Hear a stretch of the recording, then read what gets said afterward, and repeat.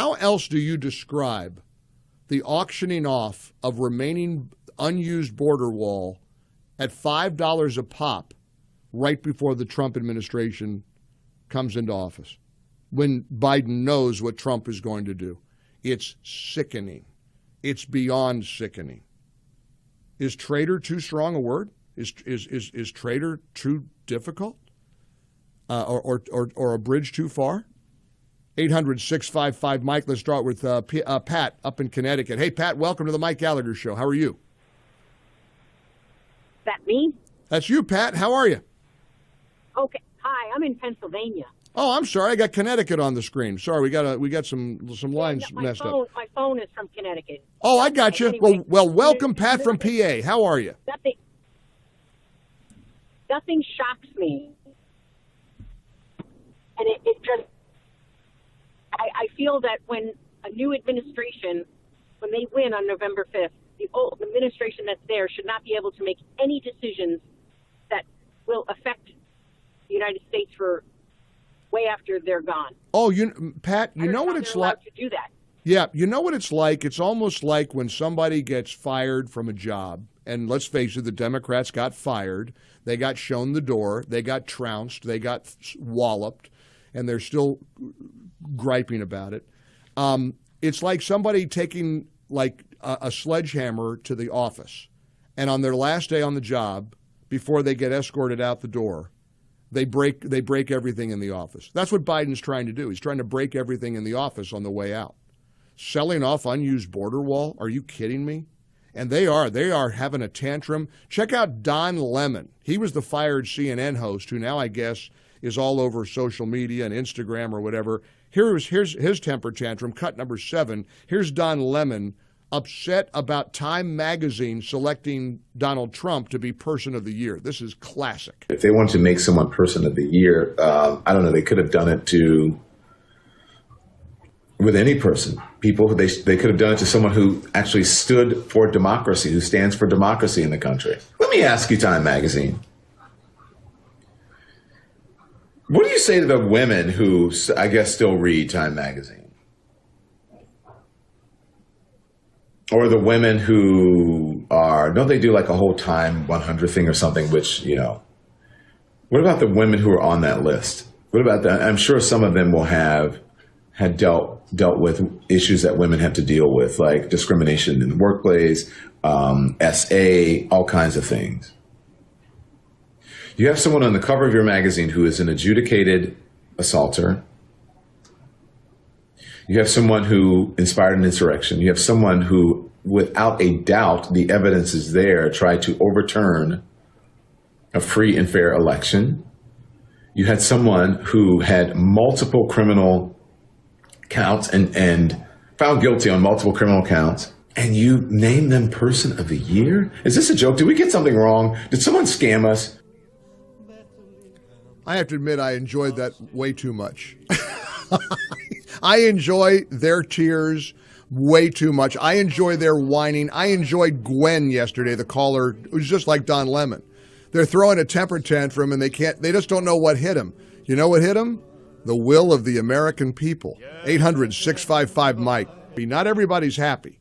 I shared with you Don Lemon a few minutes ago and his whining. How about Joy Reid over at MSNBC? I told you when Time magazine decided to make Donald Trump Person of the Year, they would melt down. Well, she never disappoints.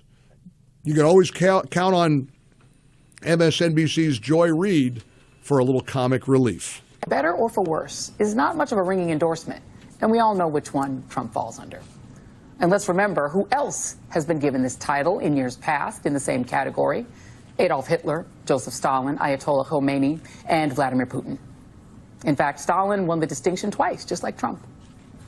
Regardless of the company he keeps, we know how important these magazine covers are to Trump. Just look at this tour he gave the Washington Post in 2015 of his Trump Tower office, with a wall adorned with his various cover appearances.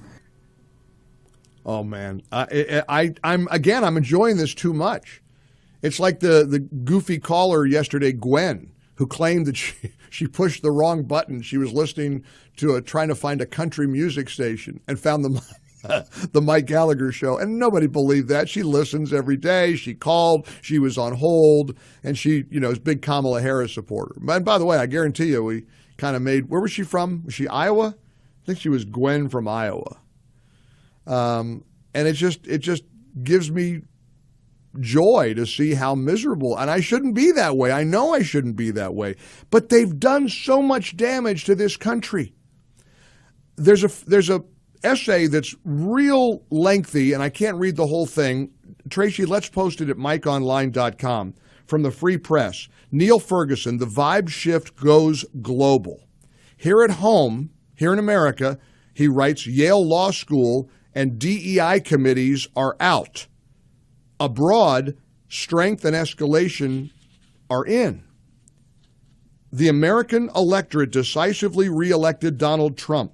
Canada felt the vibe shift when Trump threatened to impose a 25% tariff on both Canada and Mexico on his first day in power unless fentanyl and illegal migrants stopped crossing into the United States from their territories. 4 days later, Justin Trudeau was having dinner at Mar-a-Lago. The Canadian Prime Minister soon realized he'd bought a ticket to be trolled when Trump suggested that Canada become the 51st state. The vibe shift had effects in Europe, too. Within days of Trump's election, European Commission President Ursula von der Leyen proposed that Europe should buy more liquefied natural gas from America in order to ward off new tariffs on European exports to the United States. All over the world, Neil Ferguson writes, from Romania to South Korea, the vibe shift reverberates. And then, of course, the best example of the global vibe shift, by far, is the Middle East. Biden wants you to believe it's his doing. But who deserves credit here? Asks Neil Ferguson. Surely not Biden. If anyone has weakened Iran and Hezbollah, it's Israeli Prime Minister Benjamin Netanyahu.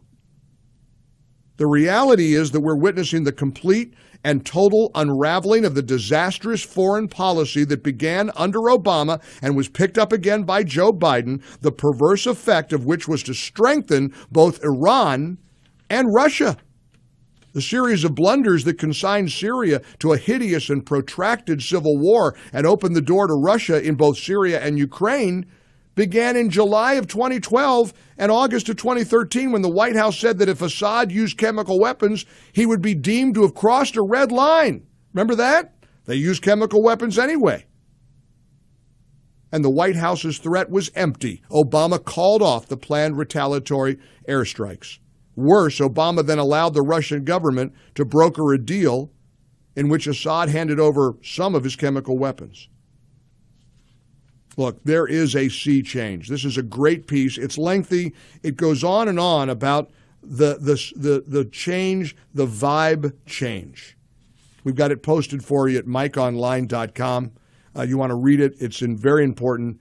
This is Neil Ferguson, who's a columnist for the Free Press.